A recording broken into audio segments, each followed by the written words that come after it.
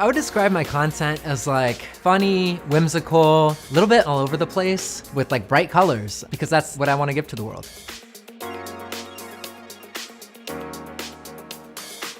Hi, I'm Peet Montzingo and I am a musician and content creator.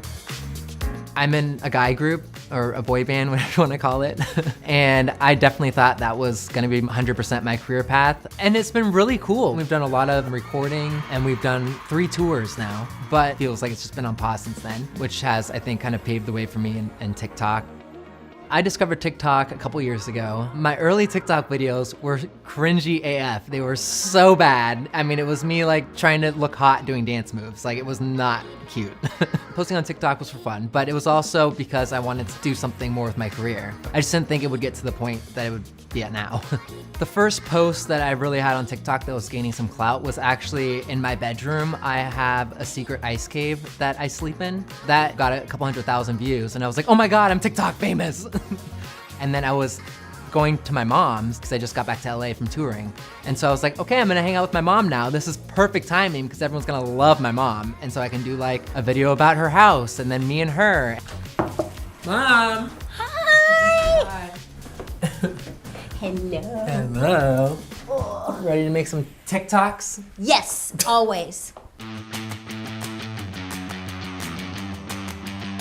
Growing up in a family of all dwarves, I'm the only average height member of my family. So I have a brother, sister, mom, and a dad, and then me. I'm the youngest, but I also outgrew everybody by the time I was like 10. Great pictures. Remember these? I like those shorts. Growing up in that environment, I played it to my benefit 100% because I would like hide things on the top shelf all the time and like no one ever knew. But I was also stuck with a lot of those like chores. So I always had to like dust up high or change light bulbs. My name is Vicky and Pete is my son. Your favorite son? Not true.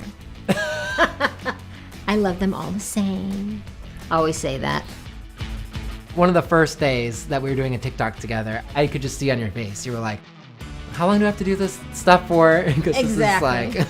Sometimes he has brought out this big trombone. Oh.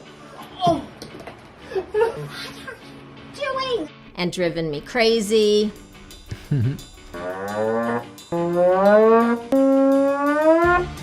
I like having my mom in my videos because I know low-key she loves it. She will not admit it. She'd be like, oh, I just do this for my son. But like, I'm like, Mom. The plan for TikTok today, you know how every time we ever go buy a car that's about to back up, you always freak out? Because you think that they don't see you? And I'm like, Mom, it's fine. So we're gonna do that. Hey, wait for me, Pete, they can't see. It'll be fine. That was good. I have an ongoing series on TikTok where I'll kind of bring awareness to little people, and I'll sit down with my mom and be like, okay, how do you feel in certain situations? Or when do you feel judged? Try and figure out a fun way to educate people, because people don't want to listen to a documentary. They want to laugh and then learn something. Pete's done such an excellent job with helping educate people and bring awareness to little people. He understands, you know, what we go through and what we think and what's important. So he's been a huge advocate, I think, not only for our family, but for little people in general.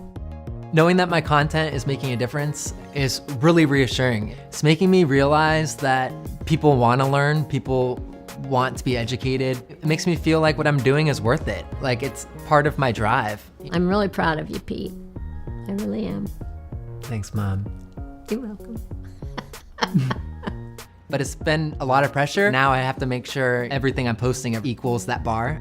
And then after a while, I was like, oh my God, I gotta start expanding. I started expanding to YouTube and Instagram and all these other platforms. So it's been working slowly, but it's been really hard to figure out because my content is so diverse. Like, what direction am I going?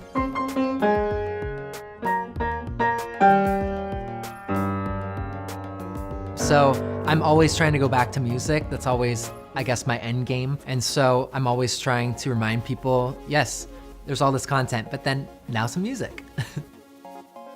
I've been thinking a lot about how I want to make an impact lately, and I think my end game there is to make everybody feel accepted, because for me, for the longest time, I just never felt accepted, and I think I'm still kind of battling through that now. This sounds so corny, but I really just want to spread like the love. Know that everybody can just feel free to be themselves, you know, and it's okay. It's like, I think we're stepping into a world now that's becoming more all-inclusive, and I guess I just kind of want to preach that in a really fun, loving way.